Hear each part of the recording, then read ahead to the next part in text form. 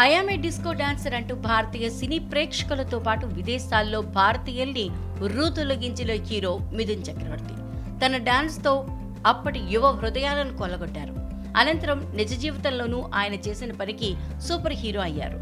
మిథున్కు ముగ్గురు కుమారులు మహాక్షయ్, నమషి, ఉష్మే. దిశాని చక్రవర్తి అనే అమ్మాయి కూడా ఉంది. చాలా మందికి తెలియని విషయం ఏంటంటే ఈ పాప మిథున్ చక్రవర్తి సొంత కూతురు కాదు. దిశానిని మిథున్ దత్తత తీసుకున్నారు.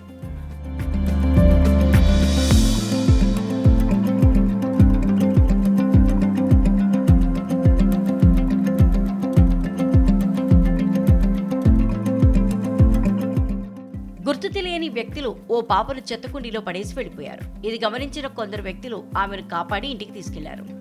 ఈ విషయం మిథున్ చక్రవర్తికి తెలియడంతో ఆ పాపను అధికారికంగా దత్తత తీసుకున్నారు. మిథున్ చక్రవర్తికి దాదా సాహెబ్ ఫాల్కే అవార్డు వచ్చిన సందర్భంగా గతంలో ఓ బెంగాలీ పత్రిక రాసిన ఆ కథనం ప్రకారం సోషల్ మీడియా వేదికగా ప్రస్తావిస్తూ పలువురు మిథున్ను ప్రశంసలతో ముంచెత్తుతున్నారు. ఇటీవల హాలీవుడ్ చిత్రం ది గెస్ట్ లో తన నటనతో ప్రశంసలు అందుకుంది దిశాని చక్రవర్తి. ఇక సినీ ఇండస్ట్రీలో తొలి రోజుల్లో తనకు ఎదురైన అనుభవాల్ని మిథున్ చక్రవర్తి పంచుకున్నారు.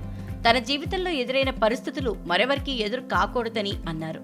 తన శరీర రంగు విషయంలో తను ఇబ్బందులు ఎదుర్కొన్నానని, రంగు చూసి తనకు అంతగా గౌరవం ఇచ్చేవారు కాదని చెప్పుకొచ్చారు.